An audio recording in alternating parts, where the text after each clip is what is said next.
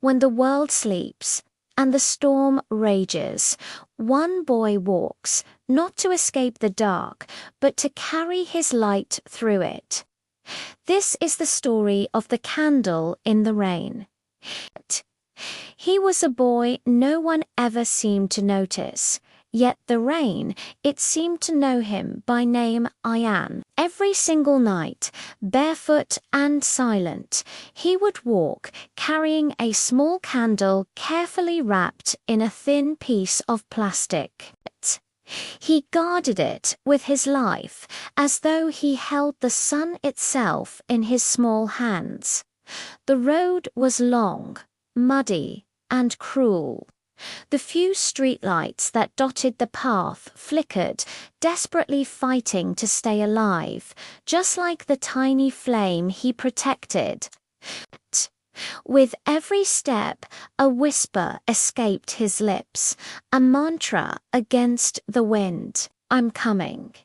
To anyone watching, it would have looked like madness, a child against the fury of a storm. But for him, it wasn't madness. It was love. It was a promise whispered years ago, a promise that was still very much alive in the rain.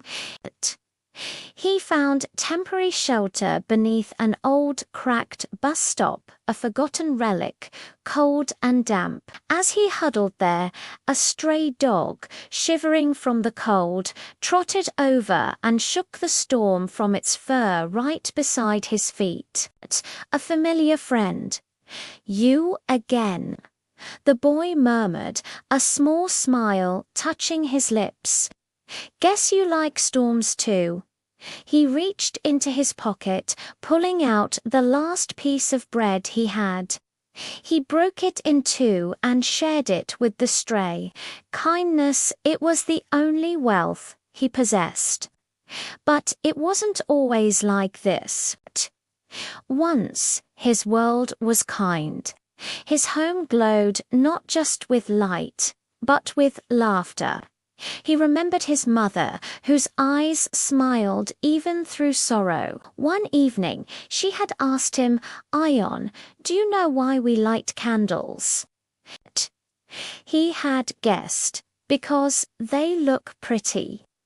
She shook her head gently, because light never asks who's watching. It just gives quietly, endlessly.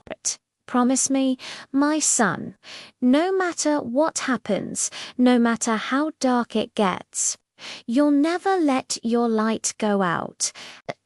And with all the conviction a little boy could muster, he had replied, I promise, Mama. Atop a small hill stood an old, weathered shrine, a place where faith whispered louder than fear. Waiting there was Rahim, the old caretaker, holding a lantern that was barely glowing against the downpour. You again, boy, Rahim called out, his voice raspy. The rain will drown you one day. But Ion simply held up his candle, the flame dancing defiantly. I promised, Mama. I have to light the candle. The old man sighed, a look of weary admiration on his face. Faith like that, we don't see much of it anymore. And as Ion placed his candle at the shrine, its small light rising against the darkness, so did his mother's memory alive and warm in his trembling hands. On his way home, the rain still falling, he found a girl huddled beneath an old overturned cart. She was all alone, crying softly into the storm. He approached her cautiously. Are you okay? She looked up, her eyes wide with fear and grief. My father's gone. They took him away. I have nowhere to go. Without a moment's hesitation, Ion offered his hand. You can come with me. Mama always said. We must help when we can. And that night, under the relentless storm, one small flickering light found another. Two lonely shadows became one. Days turned into weeks. Together, Ion and the girl, whose name was Zara, brought new life to the forgotten shrine. They cleaned the dusty corners, fed the stray animals that gathered nearby, and began collecting candles for the prayers of strangers who started to visit.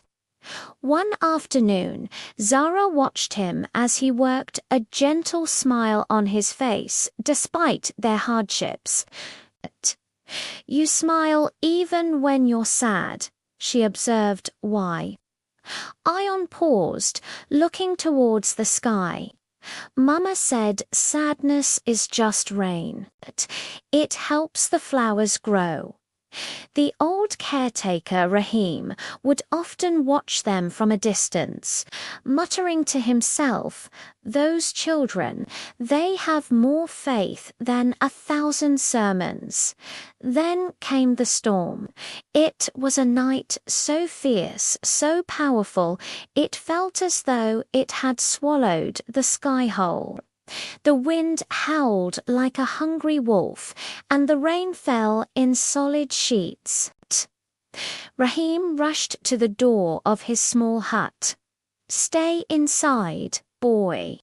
It's too dangerous tonight."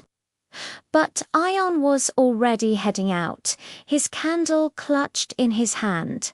"If I stop now, she'll fade away." He fought his way up the hill, the wind tearing at him, the rain trying to extinguish his resolve. And then it happened. A powerful gust swept through, and the flame died. For a single, heart-stopping moment. So did his hope. He fell to his knees in the mud. Just as despair began to wash over him, a tiny light appeared through the darkness. It was Zara, shielding her own small candle against the wind. She whispered, her voice trembling but determined. "Use mine." With two pairs of trembling hands, they cupped the fragile light, protecting it together. And in that moment, it was as if the storm itself held its breath and surrendered. As the first rays of dawn broke through the clouds, Zara looked up. "Look, the sun."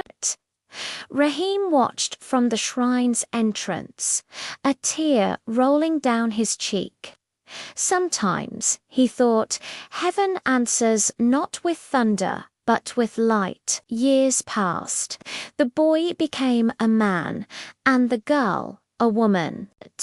The shrine, once dim and forgotten, now shone brightly with the light of hundreds of candles, a beacon of hope on the hill. Rahim, now much older, would often find Ion there, still carefully lighting the candles. "Still at it, Ion?" he'd ask with a knowing smile. "Every one of them has a promise behind it," Ion would reply, his gaze soft. "Mama's promise and mine." The world often remembers the great storms that destroy cities and change landscapes. But sometimes it's the single, tiny candle that survives the rain that becomes a sun for everyone else. And that is how one small promise, whispered by a boy in a storm, grew to light 1,000 souls. Thank you for joining us on this journey. If this story touched your heart, please consider liking this video and subscribing to our channel for more content that shines a light in the darkness. We'll see you next time.